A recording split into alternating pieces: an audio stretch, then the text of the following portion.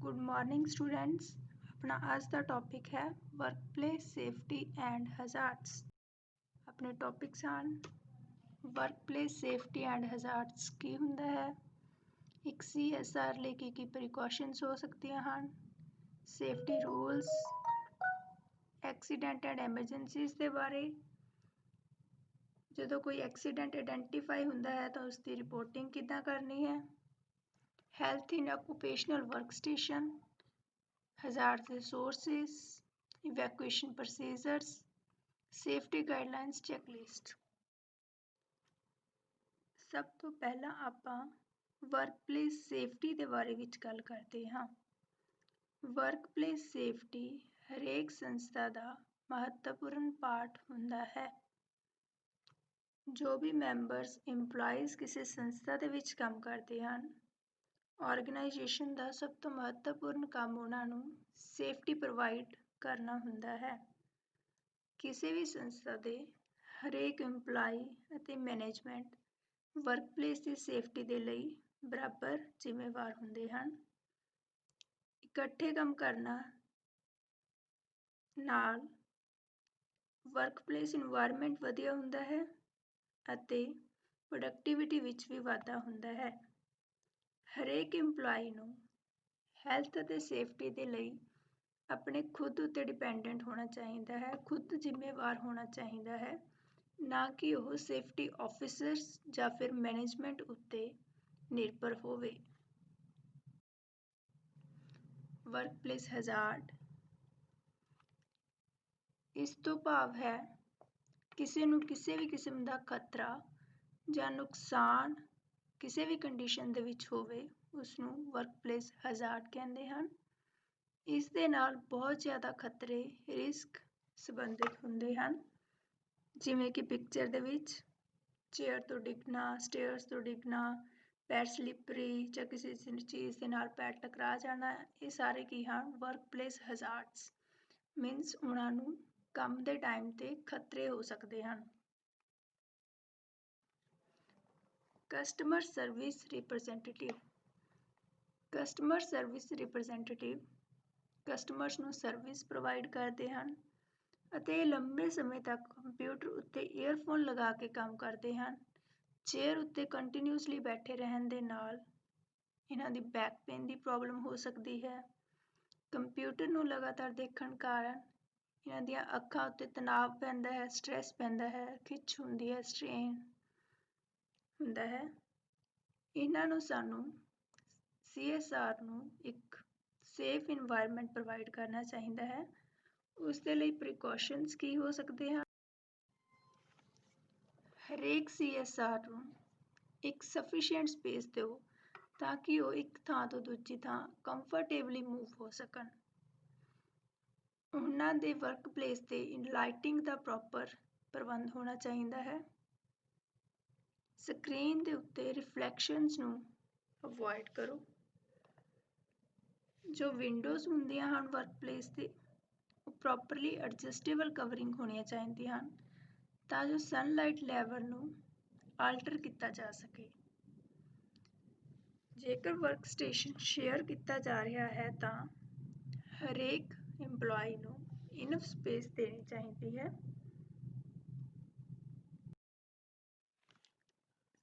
Safety rules, ਇਹਨਾਂ ਤੋਂ ਭਾਵ ਹੈ ਜੇਕਰ ਵਰਕਪਲੇਸ ਦੇ ਵਿੱਚ ਕਿਸੇ ਵੀ ਕਿਸਮ ਦਾ ਕੋਈ ਐਕਸੀਡੈਂਟ ਜਾਂ ਐਮਰਜੈਂਸੀ ਆਉਂਦੀ ਹੈ ਤਾਂ ਉਹਨਾਂ ਦੇ ਨਾਲ ਕਿੱਦਾਂ ਹੈਂਡਲ ਕਰਨਾ ਹੈ।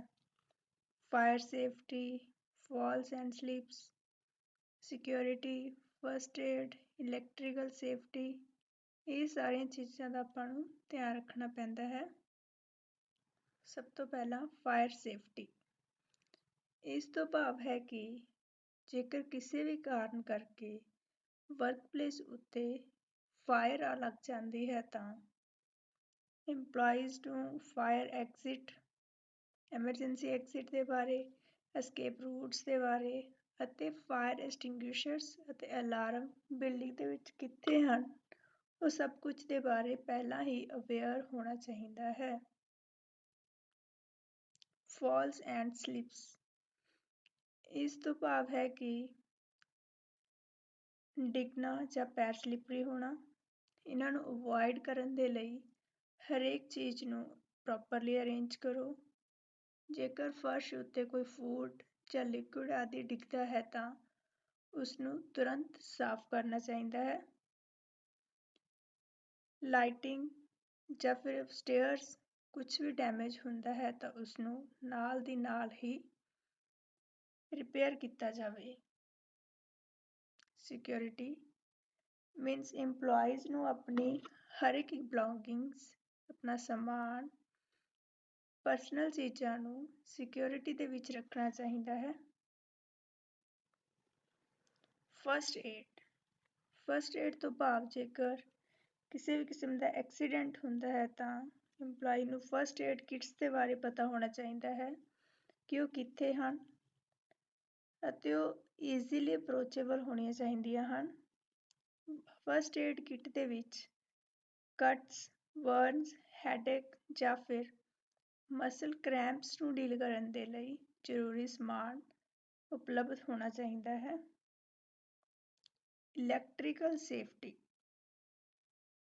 EMPLOYEES ਨੂੰ ਇਲੈਕਟ੍ਰੀਕਲ ਇਕੁਇਪਮੈਂਟ ਨੂੰ ਵਰਤਣ ਦੀ ਟ੍ਰੇਨਿੰਗ ਦੇਣੀ ਚਾਹੀਦੀ ਹੈ ਅਤੇ ਦੱਸਣਾ ਚਾਹੀਦਾ ਹੈ ਕਿ ਇਹਨਾਂ ਦੀ ਵਰਤੋਂ ਵੇਲੇ ਕੀ ਪ੍ਰੋਬਲਮਸ ਹੋ ਸਕਦੀਆਂ ਹਨ। ਇਲੈਕਟ੍ਰੀਕਲ ਚੀਜ਼ਾਂ ਤੋਂ ਪਾਣੀ ਜਾਂ ਫੂਡ ਆਈਟਮਸ ਨੂੰ ਦੂਰ ਰੱਖਣਾ ਚਾਹੀਦਾ ਹੈ। ਇਲੈਕਟ੍ਰੀਕਲ ਸਟਾਫ ਨੂੰ ਸਮੇਂ-ਸਮੇਂ ਉੱਤੇ ਵਾਇਰਿੰਗ ਦਾ ਡੈਮੇਜ ਜਾਂ ਫਿਰ ਬ੍ਰੋਕਨ ਵਾਇਰਸ ਨੂੰ ਚੈੱਕ ਕਰਦੇ ਰਹਿਣਾ ਚਾਹੀਦਾ ਹੈ। Accident and emergencies. ਐਕਸੀਡੈਂਟ ਕੀ ਹੈ? ਕੋਈ ਵੀ ਅਨਪਲੈਨਡ, ਅਨਕੰਟਰੋਲਡ ਸਿਚੁਏਸ਼ਨ ਜਿਸ ਦੇ ਵਿੱਚ ਕਿਸੇ ਪਰਸਨ ਨੂੰ ਜਾਂ ਫਿਰ ਚੀਜ਼ਾਂ ਨੂੰ ਡੈਮੇਜ ਪਹੁੰਚਦਾ ਹੈ। ਐਕਸੀਡੈਂਟ ਹੋ ਸਕਦੇ ਹਨ ਜਿਵੇਂ ਕਿਸੇ ਪਰਸਨ ਦਾ ਡਿੱਗਣਾ। ਇਹਨਾਂ ਸਾਰਿਆਂ ਦੇ ਕਾਰਨ ਪਰਸਨ ਨੂੰ ਇੰਜਰੀ ਹੋ ਸਕਦੀ ਹੈ ਜਾਂ ਫਿਰ ਕੋਈ ਵੀ ਆਈਟਮ ਵੀ ਬ੍ਰੇਕ ਹੋ ਸਕਦੀ ਹੈ। ਐਮਰਜੈਂਸੀ ਕੀ ਹੈ? ਕੋਈ ਵੀ ਸੀਰੀਅਸ ਸਿਚੁਏਸ਼ਨ ਜਿਸ ਦੇ ਲਈ ਇਮੀਡੀਏਟ ਐਕਸ਼ਨ ਦੀ ਜ਼ਰੂਰਤ ਹੁੰਦੀ ਹੈ, ਜਿਵੇਂ ਕਿ ਬਿਲਡਿੰਗ ਦੇ ਵਿੱਚ ਅੱਗ ਲੱਗਣ ਦੇ ਕਾਰਨ ਇਮੀਡੀਏਟ ਐਕਸ਼ਨ ਦੀ ਹੀ ਜ਼ਰੂਰਤ ਹੁੰਦੀ ਹੈ। ਇਹ ਕੀ ਹੈ? ਇੱਕ ਐਮਰਜੈਂਸੀ। ਐਕਸੀਡੈਂਟ ਕੀ ਹੈ? ਜਿੱਦਾਂ ਸਟੇਅਰਸ ਤੋਂ ਪਿਕਚਰ ਦੇ ਵਿੱਚ ਪਰਸਨ ਪੈਰ ਸਲਿਪ ਹੋਣ ਕਾਰਨ ਡਿੱਗ ਗਿਆ। ਪਰ ਐਮਰਜੈਂਸੀ ਕੀ ਹੈ? ਜਿਸ ਦੇ ਲਈ ਸਾਨੂੰ ਇਮੀਡੀਏਟ ਐਕਸ਼ਨ, ਤੁਰੰਤ ਐਕਸ਼ਨ ਲੈਣਾ ਪੈਂਦਾ ਹੈ। ਗਾਈਡਲਾਈਨਸ ਫॉर ਆਈਡੈਂਟੀਫਾਈਂਗ ਐਂਡ ਰਿਪੋਰਟਿੰਗ ਕਿ ਜੇਕਰ ਕੋਈ ਐਕਸੀਡੈਂਟ, ਐਮਰਜੈਂਸੀ ਆਈਡੈਂਟੀਫਾਈ ਹੁੰਦੀ ਹੈ ਤਾਂ ਉਸਦੀ ਰਿਪੋਰਟਿੰਗ ਆਪਣੇ ਸੀਨੀਅਰ ਸਟਾਫ, ਸੁਪਰਵਾਈਜ਼ਰ ਨੂੰ ਕਰੋ। ਐਕਸੀਡੈਂਟ ਅਤੇ ਐਮਰਜੈਂਸੀ ਨੂੰ ਕਰੈਕਟਲੀ ਆਈਡੈਂਟੀਫਾਈ ਕਰੋ ਕਿ ਉਹ ਕਿਸ ਕਾਰਨ ਕਰਕੇ ਹੋਏ ਹਨ। ਕੰਪਨੀ ਦੀ ਪਾਲਿਸੀਜ਼ ਅਤੇ ਪ੍ਰੋਸੀਜਰਸ ਨੂੰ ਫੋਲੋ ਕਰਦੇ ਹੋਏ ਖੁਦ ਨੂੰ ਅਤੇ ਬਾਕੀਆਂ ਨੂੰ ਹੋਣ ਵਾਲੇ ਨੁਕਸਾਨ ਤੋਂ ਬਚਾਓ ਜਦੋਂ ਤੱਕ ਕੋਈ ਸੀਰੀਅਸ ਹੈਲਪ ਨਹੀਂ ਪਹੁੰਚ ਜਾਂਦੀ। ਆਪਣੀ ਲਿਮਿਟਸ ਦੇ ਵਿੱਚ ਰਹਿ ਕੇ ਜ਼ਿੰਮੇਵਾਰੀ ਦੇ ਨਾਲ ਐਕਸੀਡੈਂਟ ਅਤੇ ਐਮਰਜੈਂਸੀਜ਼ ਨੂੰ ਡੀਲ ਕਰੋ। ਆਪਣੇ ਸੀਨੀਅਰ ਸਟਾਫ ਅਤੇ ਐਮਰਜੈਂਸੀ ਸਰਵਿਸ ਪ੍ਰੋਵਾਈਡਰ ਦੇ ਨਾਲ ਕੋਆਪਰੇਟ ਕਰੋ, ਉਹਨਾਂ ਦੀਆਂ ਇੰਸਟਰਕਸ਼ਨਸ ਨੂੰ ਪ੍ਰੋਪਰਲੀ ਫੋਲੋ ਕਰੋ।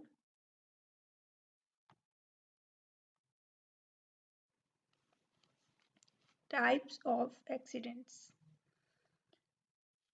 ਮੇਨਲੀ ਦੋ ਤਰ੍ਹਾਂ ਦੇ ਐਕਸੀਡੈਂਟ ਦੀ ਹੀ ਪੋਸੀਬਿਲਿਟੀ ਬਣਦੀ ਹੈ, ਟ੍ਰਿਪ ਐਂਡ ਫਾਲ ਅਤੇ ਸਲਿਪ ਐਂਡ ਫਾਲ। ਇਹਨਾਂ ਤੋਂ ਭਾਵ ਹੈ ਟ੍ਰਿਪ ਐਂਡ ਫਾਲ ਤੋਂ ਭਾਵ ਕਿ ਜੇਕਰ ਕੋਈ ਤਾਰ ਜਾਂ ਮਟੀਰੀਅਲ ਫਰਸ਼ ਉੱਤੇ ਡਿੱਗਿਆ ਹੋਵੇ ਤਾਂ ਉਸ ਦੇ ਵਿੱਚ ਪੈਰ ਅੜਕਣਾ, ਇਸ ਤੋਂ ਭਾਵ ਹੈ ਟ੍ਰਿਪ ਐਂਡ ਫਾਲ, ਕਿ ਉਹ ਪੈਰ ਅੜਕ ਕੇ ਡਿੱਗਣਾ। ਪਿਕਚਰ ਦੇ ਵਿੱਚ ਦੇਖੋ। ਅਜਿਹੇ ਐਕਸੀਡੈਂਟਸ ਦੇ ਨਾਲ ਕੋਈ ਛੋਟੀ-ਮੋਟੀ ਚੋਟ ਜਾਂ ਸੀਰੀਅਸ ਫ੍ਰੈਕਚਰਸ ਵੀ ਹੋ ਸਕਦੇ ਹਨ। ਸੋ ਵਾਇਰਿੰਗ ਵਗੈਰਾ ਪ੍ਰੋਪਰ ਆਪਣੇ ਵਰਕ ਸਟੇਸ਼ਨ ਦੇ ਵਿੱਚ ਕਰਨੀ ਚਾਹੀਦੀ ਹੈ। ਲੂਜ਼ ਵਾਇਰਸ ਕਦੇ ਨਾ ਛੱਡੋ ਅਤੇ ਸਾਰੀਆਂ ਮਟੀਰੀਅਲ ਨੂੰ ਪ੍ਰੋਪਰ ਥਾਂ ਉੱਤੇ ਅਰੇਂਜ ਕਰਨਾ ਚਾਹੀਦਾ ਹੈ। ਸੈਕਿੰਡ ਹੈ ਸਲਿਪ ਐਂਡ ਫਾਲ, ਮੀਨਸ ਪੈਰ ਸਲਿਪ ਹੋ ਕੇ ਡਿੱਗਣਾ। ਇਹ ਕਿਸ ਦੇ ਕਾਰਨ ਹੋ ਸਕਦਾ ਹੈ?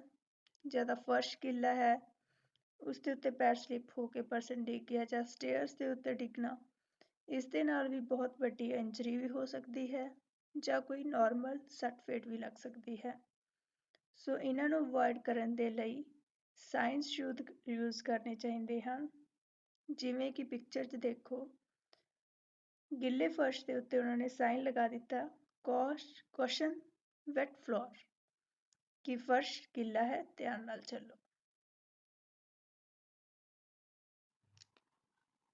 Handling accidents. ਐਕਸੀਡੈਂਟਸ ਦੇ ਨਾਲ ਹੈਂਡਲ ਕਰਨ ਦੇ ਲਈ ਆਰਗੇਨਾਈਜੇਸ਼ਨ ਦੇ ਵਿੱਚ ਜੇਕਰ ਕੋਈ ਖਤਰਾ ਦਿਖਦਾ ਹੈ ਤਾਂ ਉਸਨੂੰ ਫਾਈਂਡ ਆਊਟ ਕਰਕੇ ਐਲੀਮੀਨੇਟ ਕਰੋ। ਤੁਹਾਡਾ ਕੋਈ ਕੁਲੀਗ ਜੇਕਰ ਸੇਫਟੀ ਪ੍ਰੀਕਾਸ਼ਨਸ ਨੂੰ ਫੋਲੋ ਨਹੀਂ ਕਰਦਾ ਤਾਂ ਆਪਣੇ ਸੁਪਰਵਾਈਜ਼ਰ ਜਾਂ ਕਿਸੇ ਆਥੋਰਾਈਜ਼ਡ ਪਰਸਨਲ ਨੂੰ ਇਨਫੋਰਮ ਕਰੋ, ਕਿਉਂਕਿ ਕਿਸੇ ਇੱਕ ਪਰਸਨ ਦੇ ਕੇਅਰਲੈਸ ਐਕਸ਼ਨ ਦੇ ਨਾਲ ਬਾਕੀਆਂ ਨੂੰ ਵੀ ਖਤਰਾ ਹੋ ਸਕਦਾ ਹੈ। ਜੇਕਰ ਤੁਸੀਂ ਅਨਸੇਫ ਕੰਡੀਸ਼ਨਸ ਦੇ ਬਾਰੇ ਸੁਪਰਵਾਈਜ਼ਰ ਨੂੰ ਰਿਪੋਰਟ ਕਰਦੇ ਹੋ ਤਾਂ ਇਹ ਸੁਪਰਵਾਈਜ਼ਰ ਦੀ ਜ਼ਿੰਮੇਵਾਰੀ ਬਣ ਜਾਂਦੀ ਹੈ EMPLOYEES ਨੂੰ ਇੱਕ ਸੇਫ ਇਨਵਾਇਰਨਮੈਂਟ ਪ੍ਰੋਵਾਈਡ ਕਰਨਾ। ਇਸ ਲਈ ਹਰੇਕ EMPLOYEE ਨੂੰ ਵਰਕਪਲੇਸ ਦੀ ਸੇਫਟੀ ਦੇ ਲਈ ਖੁਦ ਰਿਸਪੌਂਸੀਬਲ ਹੋਣਾ ਚਾਹੀਦਾ ਹੈ। ਇਸ ਦੇ ਨਾਲ ਸਿਰਫ ਇਕੱਲੇ EMPLOYEE ਦੀ ਨਹੀਂ, ਪੂਰੇ ਵਰਕਪਲੇਸ ਦੇ EMPLOYEES ਦੀ ਸੇਫਟੀ ਹੁੰਦੀ ਹੈ।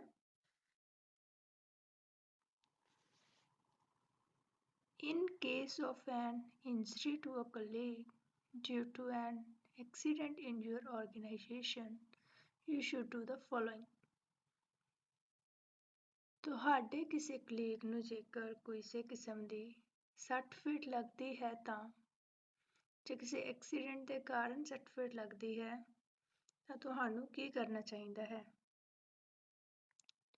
ਸਭ ਤੋਂ ਪਹਿਲਾਂ ਇੰਜਰਡ ਪਰਸਨ ਨੂੰ ਅਟੈਂਡ ਕਰੋ, ਉਸ ਦੇ ਕੋਲ ਜਾਓ, ਤੁਰੰਤ ਦੇਖੋ ਕਿ ਹੋਇਆ ਕੀ ਹੈ। Depending on the level, injury the seriousness ਦੇਖੋ ਕਿ ਸੱਟ ਕਿੰਨੀ ਕੁ ਜ਼ਿਆਦਾ ਲੱਗੀ ਹੈ ਅਤੇ ਉਸਨੂੰ ਫਸਟ ਏਡ ਜਾਂ ਫਿਰ ਮੈਡੀਕਲ ਹੈਲਪ ਪ੍ਰੋਵਾਈਡ ਕਰੋ।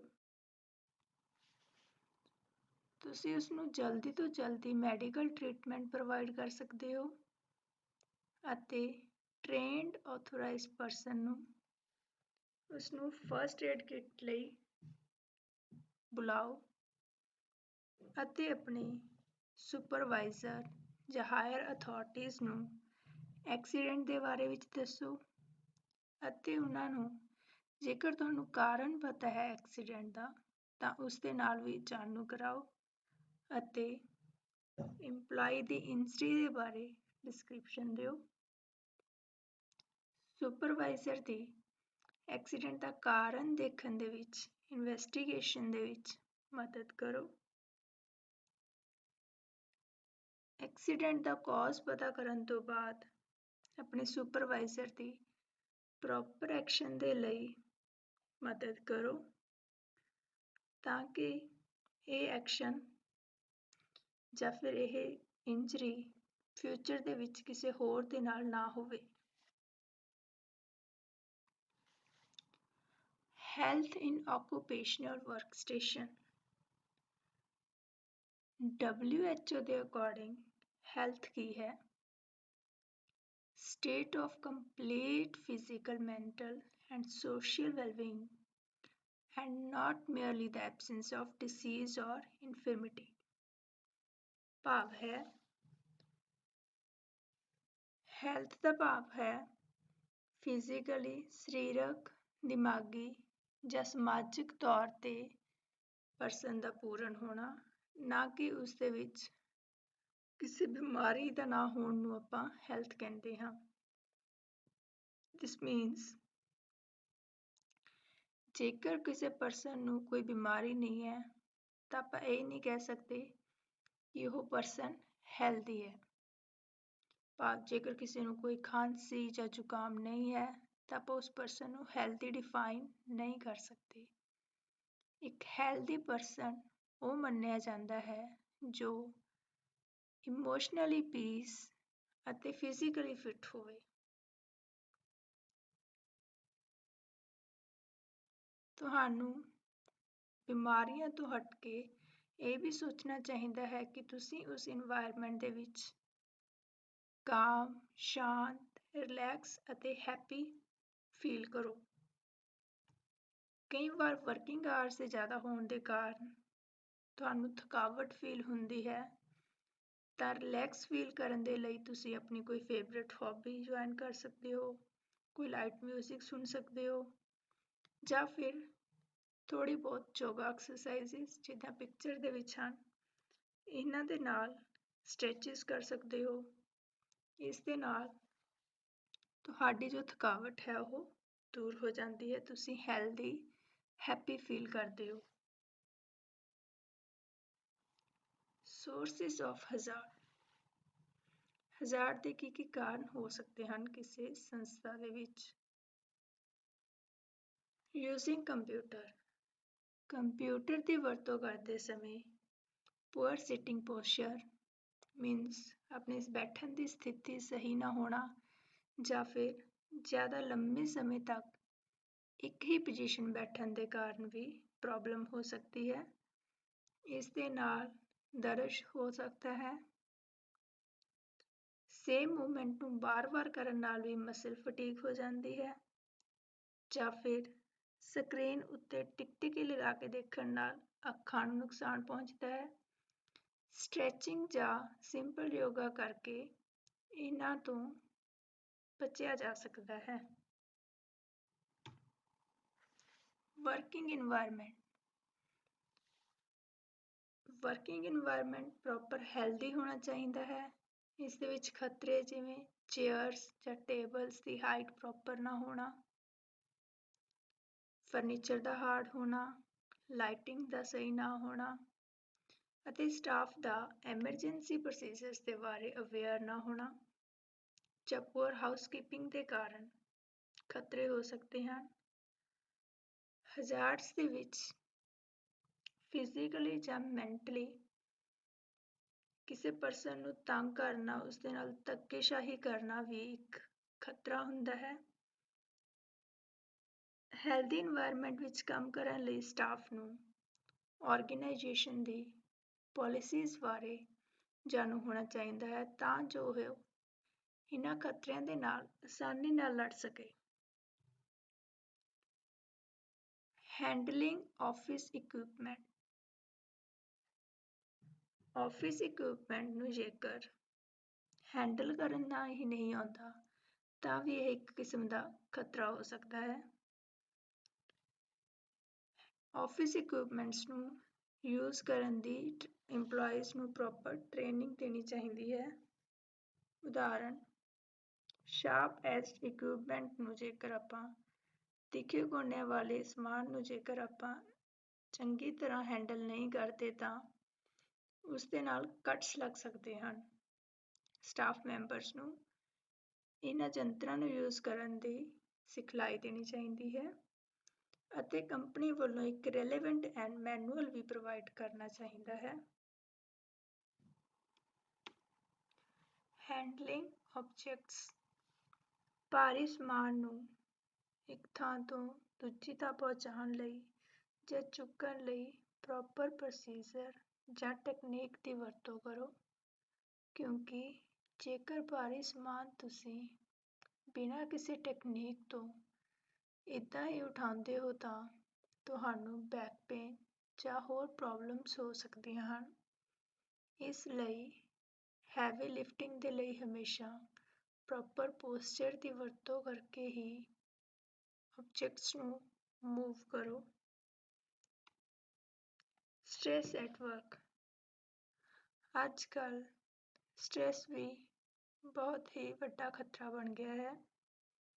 ਜਿਵੇਂ ਕਿ ਲੰਬੇ ਸਮੇਂ ਤੱਕ ਕੰਮ ਕਰਨ ਦੇ ਨਾਲ ਪਰਸਨ ਸਟ੍ਰੈਸਫੁਲ ਫੀਲ ਕਰਦਾ ਹੈ ਅਤੇ ਉਹ ਆਪਣੇ ਕਲੀਗਸ ਦੇ ਨਾਲ ਆਰਗੂਮੈਂਟਸ ਜਾਂ ਕਨਫਲਿਕਟਸ ਕਰਦਾ ਹੈ। ਹਮੇਸ਼ਾ ਆਰਗੂਮੈਂਟਸ ਜਾਂ ਕਨਫਲਿਕਟਸ ਨੂੰ ਰਿਜ਼ੋਲਵ ਕਰਨ ਦੀ ਕੋਸ਼ਿਸ਼ ਕਰੋ। ਆਪਣੀਆਂ ਕੁਝ ਰਿਲੈਕਸਿੰਗ ਹੌਬੀਜ਼ ਦੀ ਵਰਤੋਂ ਕਰੋ ਸਟ੍ਰੈਸ ਨੂੰ ਘੱਟ ਕਰਨ ਦੇ ਲਈ।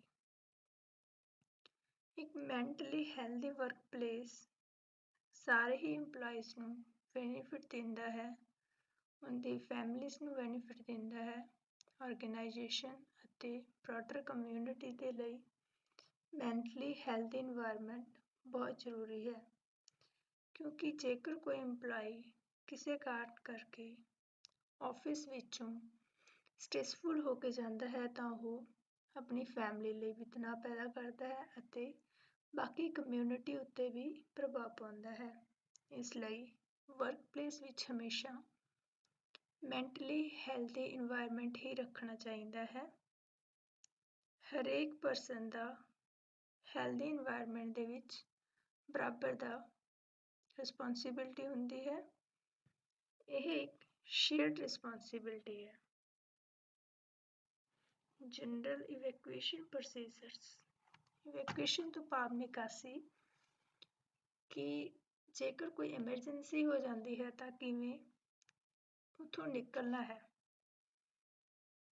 ਹਰੇਕ ਆਰਗੇਨਾਈਜੇਸ਼ਨ ਦੀ ਆਪਣੀ ਪਾਲਿਸੀਜ਼ ਦੇ ਵਿੱਚ ਇਵੈਕੂਏਸ਼ਨ ਪ੍ਰੋਸੀਜਰਸ ਦੱਸੇ ਹੁੰਦੇ ਹਨ। ਇੱਕ ਅਲਰਟ EMPLOYEE ਖੁਦ ਨੂੰ ਹੀ ਨਹੀਂ ਬਲਕਿ ਬਾਕੀਆਂ ਨੂੰ ਵੀ ਐਮਰਜੈਂਸੀ ਦੇ ਵਿੱਚ ਸੇਫਲੀ ਬਾਹਰ ਨਿਕਲਣ ਵਿੱਚ ਮਦਦ ਕਰਦਾ ਹੈ। ਕੁਝ ਇਵੈਕੂਏਸ਼ਨ ਸਟੈਪਸ ਹੇਠ ਲਿਖੇ ਹਨ, ਜਿਵੇਂ ਜੇਕਰ ਕੋਈ ਐਮਰਜੈਂਸੀ ਆਉਂਦੀ ਹੈ ਤਾਂ ਆਪਣੇ ਸਥਾਨ ਨੂੰ ਇਮੀਡੀਏਟਲੀ ਛੱਡੋ ਅਤੇ ਨੀਅਰੈਸਟ ਐਮਰਜੈਂਸੀ ਐਗਜ਼ਿਟ ਦੇ ਕੋਲ ਜਾਓ।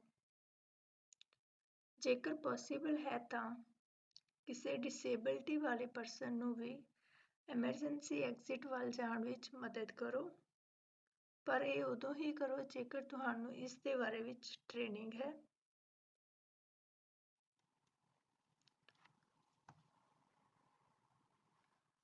ਐਮਰਜੈਂਸੀ ਦੇ ਵਿੱਚ ਜਦੋਂ ਤੁਸੀਂ ਨਿਕਲਦੇ ਹੋ ਤਾਂ ਆਪਣੀਆਂ ਬਿਲੋਂਗਿੰਗਸ ਜੋ ਜ਼ਰੂਰੀ ਹਨ ਉਹੀ ਉਠਾਓ।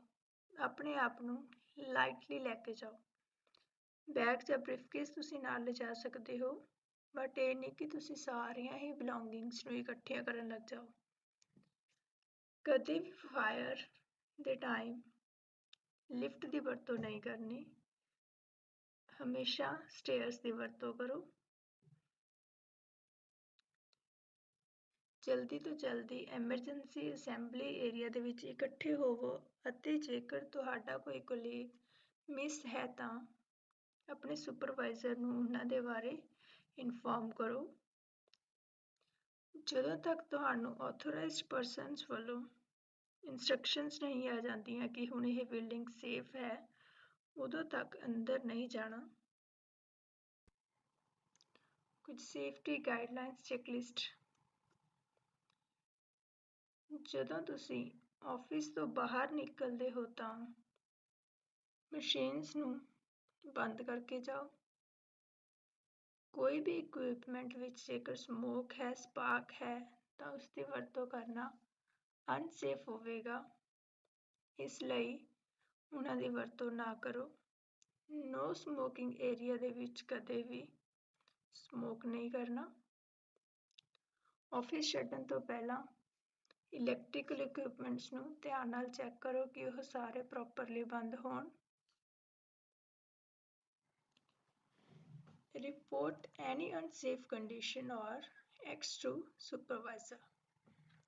ਤੋਂ ਭਾਵ ਹੈ ਕਿ ਜੇਕਰ ਤੁਹਾਨੂੰ ਆਫਿਸ ਵਿੱਚ ਕੋਈ ਵੀ ਅਨਸੇਫ ਕੰਡੀਸ਼ਨ ਮਿਲਦੀ ਹੈ ਤਾਂ ਆਪਣੇ ਸੁਪਰਵਾਈਜ਼ਰ ਨੂੰ ਇਨਫੋਰਮ ਕਰੋ।